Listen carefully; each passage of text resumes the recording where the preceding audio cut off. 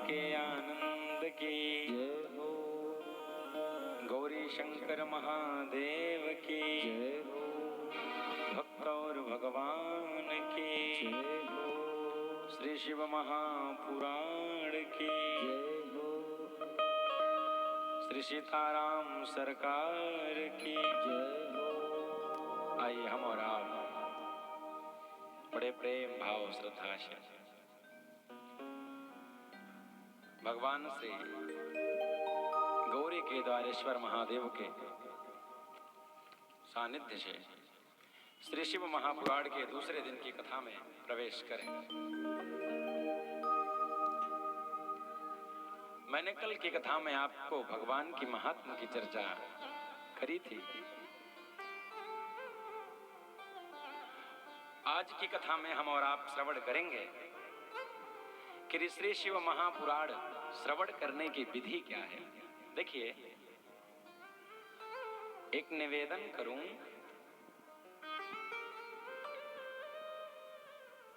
कोई भी कार्य यदि आप करिए, समझिएगा, लेकिन उस कार्य का टाइम टेबल ना हो, यानी समय सारणी ना हो। किसी दिन 8 बजे सो के उठना, जिस दिन रविवार था उस दिन 10 बजे सो के उठे।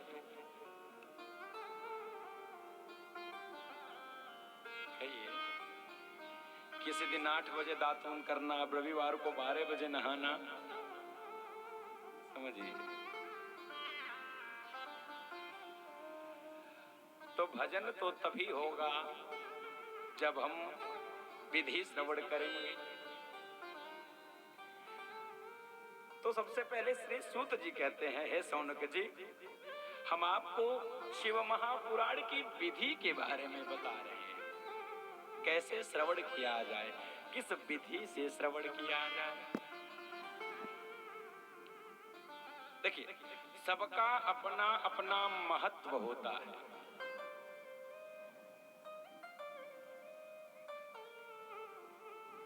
शरीर को हमारे पूज्य गुरु जी कहते थे, स्वामी श्री छविराम दास जी महाराज कहते थे, बेटा शरीर को जितने रगड़ोगे, समझ में आया, जितने रगड़ोगे उतना ही तगड़ा होगा, जितना रगड़ा उतना। समझिए, अब आप चाहें तो शरीर को एसी में हवा खिलाएं और चाहे तो शरीर को धूप में सुखाएं। अच्छा, लेकिन अंतर है। कहे महाराज, अंतर कैसे? कहे यदि समय से शरीर को रगड़ लोगे तो आगे सुख ही सुख प्राप्त होगा, और समय जाने के बाद यदि शरीर को रगड़ोगे तो दुख ही दुख प्राप्त होगा। अब 60 साल की अवस्था में कहिए कि चलो क्रिकेट खेला जाए, तो हो पाएगा? कहिए, हो नहीं पाएगा। तो सबसे पहले हम विधि को श्रवण करें। सर्वप्रथम कहा गया कि जब शिव महापुराण सुनना हो तो किसी बढ़िया विद्वान को बुलाया जाए और उससे दिन निश्चित करवाया जाए कि कब से कब तक सुनना है। उसके बाद कहे कि सबसे पहले जो दूर हो उनको बताइए। कहे महाराज ऐसा क्यों? कहे पहले दूर वालों को बताइए कि शिव महापुराण होने जा रहा है, आप आइए, तब नजदीक वालों को बताइए,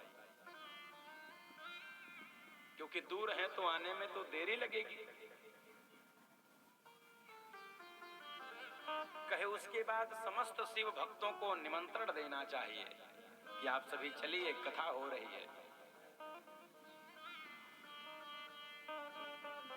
उसके बाद यदि कोई आपसे कहे कि भैया समय का बड़ा अभाव है, नहीं आ सकते हैं, तो उनसे कहिए कि एक ही दिन कथा में आइए, अगर रोज नहीं आ सकते तो। इस कथा में एक दिन क्या, 1 मिनट का भी महत्व है।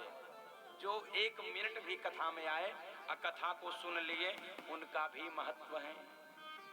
जो लोग खड़े होकर के सुन रहे हैं उनसे निवेदन है कृपया बैठ जावें, जगह पर्याप्त है, कुर्सियां भी पर्याप्त हैं, तो आप सभी लोग बैठ करके कथा का पान करें, बड़ी कृपा होगी।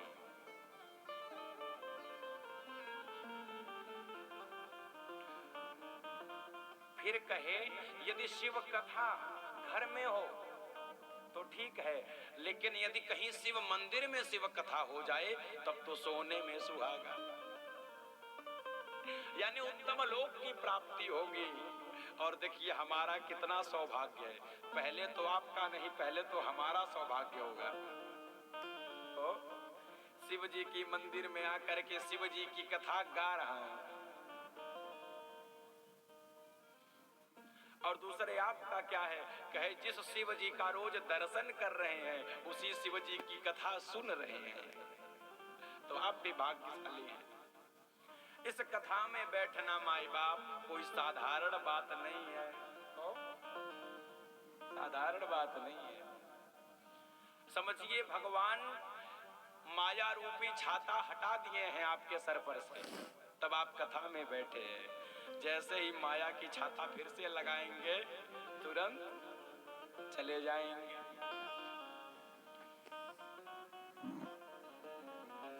उसके बाद बोले कि जो शिव पुराण का वक्ता हो, यानी जो शिव की कथा कहे, उसे बढ़िया आसन दिया जाए। देखिए एक निवेदन करूं आपसे, जीवन में 3 का बड़ा महत्व है, 3 का बड़ा महत्व है। कहे महाराज क्या क्या? कहे सबसे पहले आसन, सबसे पहले, फिर दूसरा रासन, दूसरा पहले आसन, दूसरा रासन, और तीसरा बासन। बसना माने बर्तन, गौआ में आज भी लोग बसना कहते हैं, सुने आप लोग? तो आसन बासन रासन का बड़ा महत्व है। अच्छा ऐसे कैसे? तो कहे आसन का महत्व ये है कि एक बार जब शिव की कथा सुनने बैठिए तो आराम से सुखासन में बैठ जाइए और बढ़िया से शिव जी की कथा श्रवण करिए, आसन नहीं बदलिए। दूसरा आसन के बाद रासन, पता चला भर पेट खा लिए, जब कथा सुनने की बारी आई तो सो गए। बोलो हर हर महादेव। अब भोजन करने के बाद तो निद्रा माही तुरंत आने लगती है, और जब सो करके उठे तो देखे गाड़ी में 5 बज गया। तो ऐसा नहीं, तो कहे क्या, तो सबसे पहले आसन और उसके बाद रासन। रात्रि में थोड़ा भोजन किया जाए, लेकिन दिन में बढ़िया भोजन किया जाए, भरपेट भोजन किया जाए।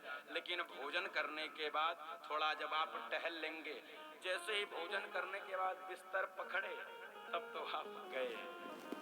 भोजन करने की बाद यदि थोड़ा टहल लिए तो समझो कुछ ठीक हो गया। तो आसन के बाद रासन, उसके बाद बासन। जिस बर्तन का भी महत्व है माई कथा में, समझिए बर्तन का महत्व कैसे है। कहे उसी बर्तन में कुछ और बन रहा है, उसी बर्तन में आप प्रसाद पवा रहे हैं, तो ये भी ठीक नहीं है। इसीलिए आप कहीं भी भोजन करने जाइए तो कहिए कि भैया बर्तन तो आपका ठीक ठाक है ना, ऐसा तो नहीं है उसी बर्तन में हड्डी गलाई गई हो। कहिए क्षमा करिएगा, राम राम। तो तीनों का बड़ा महत्व है। फिर कहे विवाहे यादृशं वित्तम कार्य में वही, अर्थात एक कन्या के विवाह में जितना खर्च होता है उतना ही खर्च एक शिव महापुराण कराने में होता है। ये भागवत जी में कहा गया है। बढ़िया व्यवस्था करें, लेकिन किंतु धन लगाने से काम चलने वाला, धन के साथ साथ तो मन को भी लगाना पड़ेगा। और मन को लगाने से ही कल्याण होना है। अच्छा ये बताइए, आज आप लोग में से कौन कौन है जो पार्थिव भगवान शिव का लिंग बनाए हैं? शिवलिंग कौन कौन बनाए हैं? जो लोग शिवलिंग नहीं बना पाए हैं वो कल जरूर आइए और आप लोग शिवलिंग बनाइए। शिवलिंग की संख्या कितनी हो गई पता है? 2100 लगभग संख्या हो गई है और हमें चाहिए कितना? 21,000 चाहिए। तो आप सभी लोग आए और शिव लिंग का निर्माण भी करें। अब उसके बाद क्या कहते हैं? कहे महाराज, व्यासासन समारूढ़ो यदा पौराणिको द्विजः असमाप्नो प्रसंगस्य नरस्य न कस्यचित्। आप लोग एक भूल रोज रोज करते हैं, आज कथा में आई तो बता ही देता हूँ। जिस समय व्यास जी अपने आसन पर हो उस समय उनको प्रणाम नहीं करना चाहिए। दूर से राधे राधे करिए, नारायण करिए। जिस समय व्यास जी मंच पर बैठे हों, कथा गा रहे हों, उस समय पैर स्पर्श नहीं करिए, क्योंकि वक्ता तभी कथा बोलता है जब उसका मन केंद्रित होता है। जैसे ही आप छुए तैसे ही मन डगमगाया। दर्शन करिए। इसीलिए अब आप लोग समझ लीजिए, कोई भी वक्ता यदि कहीं कथा गा रहा हो तो जब आप मंच पर जाइए तो पैर स्पर्श नहीं, दूर से प्रणाम करिए, सर को झुका लीजिए, नारायण स्वीकार कर लेंगे। उसके बाद क्या कहे? कहे पुराणज्ञः शुचिर्दक्षः शांतो विजितमत्सरः साधु कारुण्यवान् वाग्मी भवेत् पुण्य कथामिमा। अब श्रोता तो हो गया, वक्ता कैसा होना चाहिए? कहे सबसे पहले तो पुराणों में पवित्र होना चाहिए। वक्ता कैसा हो? तो कहे पवित्र हो, उसके बाद कुशल हो, शांत स्वभाव का हो, मात्सर्य हो, सरल स्वभाव वाला हो, कारुण्य भावेन वाग्मी भवेत् पुण्य कथामिमा। और करुणा वाला हो, करुणावान हो, दया करना भी जानता हो। कहे महाराज उसके बाद बताया गया कि जो इस कथा में आते हैं अब पूरी कथा नहीं सुनते, बीच में उठ करके ही चले जाते हैं, उनकी स्त्री और संपत्ति दोनों नष्ट हो जाती है। इसीलिए कथा में आइए तो कथा श्रवण करके जाइए। फिर कहे जो सर पे पगड़ी बांध करके कथा सुनता है उनका क्या होता है? कहे उनका पुत्र जब होगा तो कुल में कलंक उत्पन्न करने वाला होगा। बोलिए हर हर महादेव। इसीलिए कथा में पगड़ी बांध करके कथा नहीं सुनना चाहिए। एक बात और बताई गई, कहे महाराज जो पान और तंबाकू चबाते रहते हैं और कथा को सुनते रहते हैं उनकी कौन सी गति है? कहे जैसे ही वो कथा में तंबाकू और पान चबाते हैं वैसे ही जब यमराज के दूत यमलोक से आते हैं तो उनको उनकी ही पृष्ठा खिलाते हैं, जो कथा में ऐसा करता है। इसीलिए जब आप कथा में आइए तो सबसे पहले मुख शुद्ध करके आइए। आजकल के तो बच्चे बच्चे मुंह में गोबर गुटखा भर के आ रहे हैं। क्षमा करिएगा, ये चीज थोड़ा ध्यान देने योग्य है, बचा जाए। मान लो हमने कहा बोलो हर हर महादेव, जब आपके मुंह में रहेगा तो कहीं बोले हर हर महादेव तो पता चला पूरा सर्ट ही खराब हो गया। घर गए तो पत्नी भी चार बात थी, कहां से दाग लगा के आए हो, तुम ही धुलो, हम तो नहीं धुलेंगे। तो कथा में बचिए, मुख में कुछ नहीं होना चाहिए, सुंदर हो। और जो गुरु जी के बराबर बैठ करके कथा सुनते हैं उनको क्या होता है, कहे जो कथावाचक से भी ऊंचे स्थान पर बैठता है और कथा सुनता है, उनको गुरु सैया पर यानी शयन का पाप लगता है। जब भी आपका गुरु बैठा हो तो आप गुरु के बराबर न बैठें, नीचे बैठने का प्रयास करें। इससे आप छोटा नहीं हो जाएंगे, ये मत समझिएगा। पूज्य हमारे महाराज श्री हैं, मैं इतना कथा गाता हूँ लेकिन आज भी गुरु जी के सामने नीचे बैठता हूँ। हालांकि वो कहते हैं अरे ये क्या कर रहे हैं, आप उठिए, आप व्यास जी हैं। जब ऐसा कहते हैं तो आंखों से अश्रु आ जाती है। इसीलिए मैं आपसे कभी भी निवेदन करूं, जहां आपका गुरु बैठा हो, जहां आपके पिताजी बैठे हों, उनके बराबर आसन में प्रयास करिए कि ना बैठें।